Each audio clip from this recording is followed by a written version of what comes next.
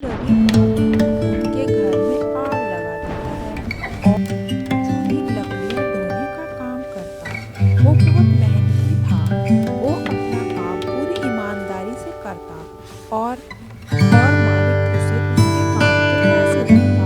वहाँ एक रवि नाम का बाघ भी काम करता था, लेकिन वो चूनी शेर से कम काम करता था और उसे उसके हिसाब से पैसे मिलते थे। वो बहुत जेलस था।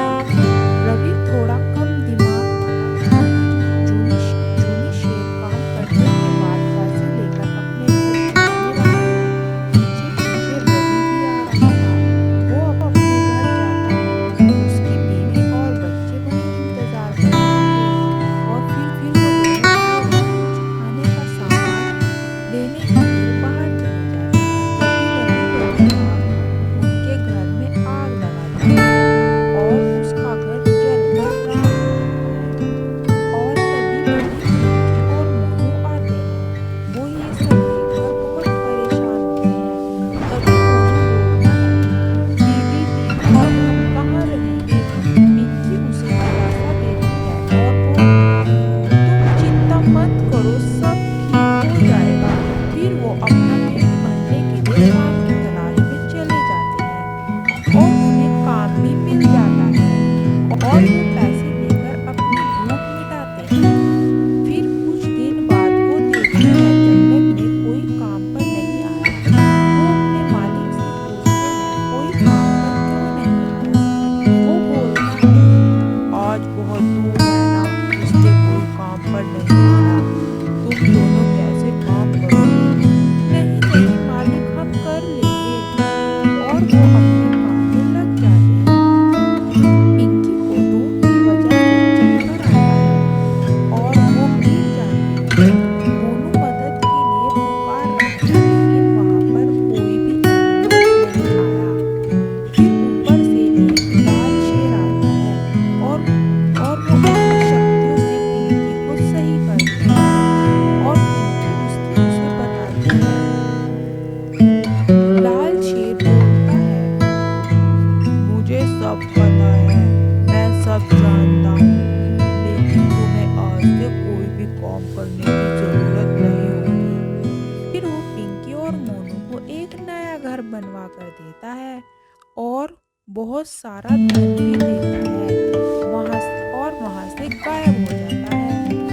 इस कहानी से हमें ये शिक्षा मिलती है, हमें परेशानियों का डट कर सामना करना चाहिए। किसी भी परेशानी से घबराना नहीं चाहिए। अगर आपको हमारी स्टोरी अच्छी लगी तो सब्सक्राइब करना ना भूलें, लाइक करें, शेयर करें। Thank you. शैतानी शक्तियाँ बहुत स्ट्रॉन्ग थी, लेकिन मोनू की शक्तियों के आगे हार जाती हैं।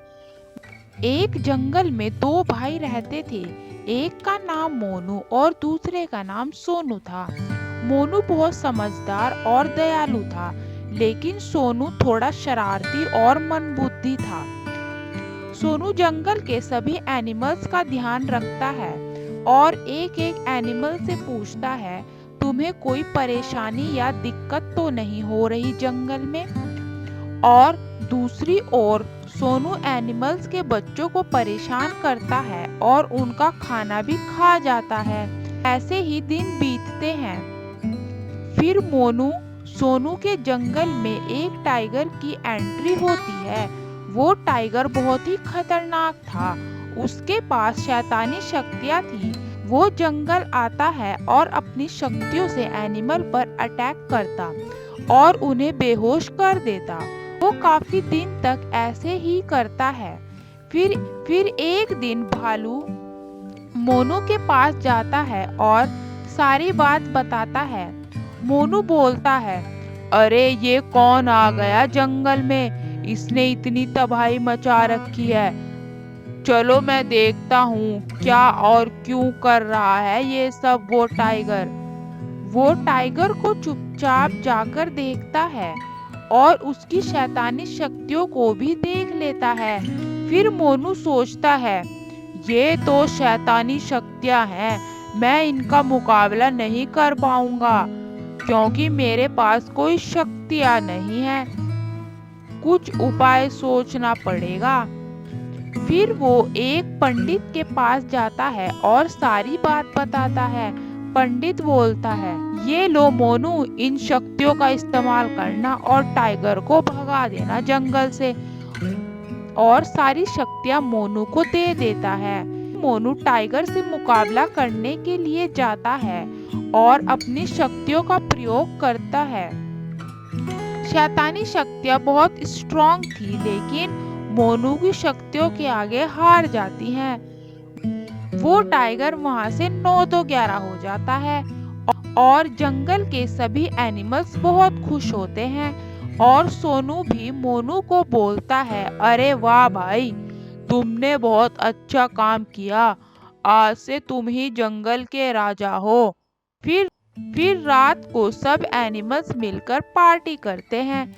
अगर आपको हमारी स्टोरी अच्छी लगी तो सब्सक्राइब करना ना भूलें। लाइक करें, शेयर करें। Thank you.